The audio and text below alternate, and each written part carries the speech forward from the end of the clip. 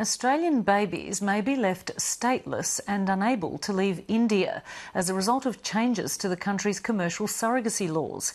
In Australia, commercial surrogacy is illegal. The ban has resulted in a steady flow of heterosexual and gay couples as well as singles to India, where an unregulated fertility industry produces hundreds of surrogate babies for Australians each year. But India's rules have changed, excluding all gay, single and de facto heterosexual couples from commissioning surrogate babies in that country. The sudden change in visa requirements has left dozens of expectant parents currently awaiting their babies' births in breach of Indian law. Kerry Brewster has this exclusive report. Braving Delhi's traffic, Jake Docker set out recently to collect his twins. Almost done. I'm over the moon. Better than winning lotto. You know, the biggest, my biggest dream has been achieved. Look at you, what woo? Ineligible to adopt and prevented by New South Wales law from employing a surrogate, this single gay Australian turned to India's booming unregulated baby market. For around $30,000, a surrogacy clinic enlisted a woman to grow his twins, conceived using separate donor eggs and his own sperm. Being a gay man, I never thought that I'd, have the opportunity to be a dad, and it's finally happened. So it's it's amazing.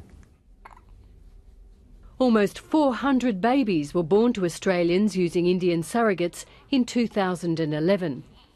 A positive DNA test is all the Australian High Commission requires to issue citizenship by descent.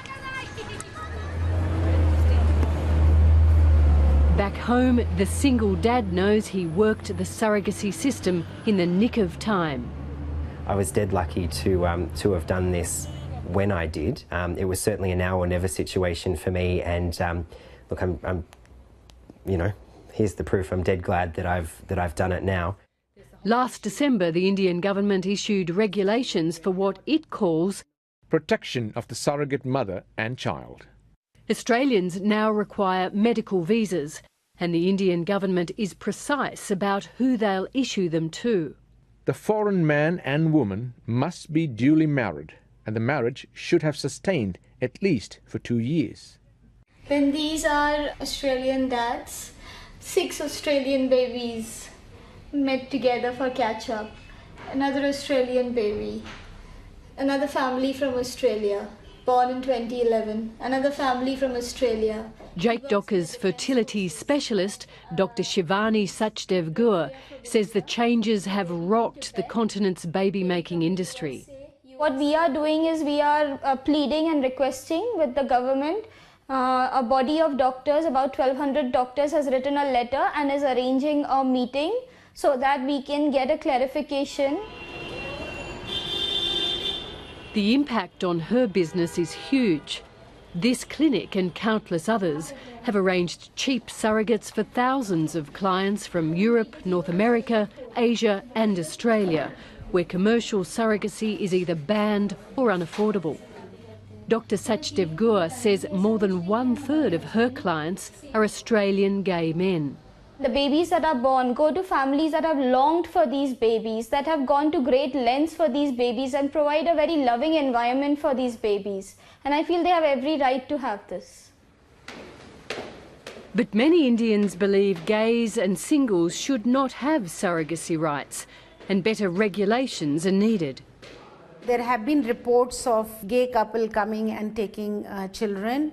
There have been reports of single parents coming and taking children. So, just for the safety and security of these children, that, government doesn't want to be held responsible for, and especially India doesn't want to be held responsible for whatever happens to these children later in some time. You see, one has to understand that there are various possibilities. The possibility is that a child is produced like that, who's loved by the parents, and parents really want their own children, so they want to have the child. Other possibility could be that these children are misused. They are sold in the market. Their organs are sold in the market. Who knows? I mean, I'm just talking about a very, very bad scenario, but it is possible. Should we put this together now? Yeah, this is the one that's going downstairs. Thousands of kilometres away in Perth, expectant parents Paul Taylor Burns and his partner Josh nervously prepare for the birth of their twins. Because it's fraternal twins, it could be 2 boys, could be 2 girls, or it could be one of each. We know that they're growing really well. We do get regular updates, and we know that when our surrogate has her scans, we receive copies of those. Have you got a screwdriver? With commercial surrogacy banned in Western Australia and adoption only a remote possibility for this gay couple, India was the cheap, reliable baby-making destination. When we went over there in July, we were under the impression that everything was absolutely fine. You can enter into this as a gay man with absolutely no restrictions on what we were doing. Now, as they count down the days to their twins' birth, they know they're operating outside Indian law. We know that we don't meet the new criteria. We know our contracts have been signed after the cut-off date, but we don't really know what's going to happen. I think the biggest worry is really what's going to happen when we get there. Are the babies going to actually get their visas to exit the country? What can happen? Is there any possibility of the babies not being able to leave? Are we potentially going to be prosecuted? All of those things really, and I suppose it's the not knowing that's the biggest worry, because we can't plan for something that we don't know about. All of that on top of, I really hope this pregnancy goes well. I really hope the babies stay in long enough to be healthy, and I really hope that the surrogate has good health also. These changes are all about targeting particular people who access surrogacy rather than assisting surrogates and the way that surrogacy is done.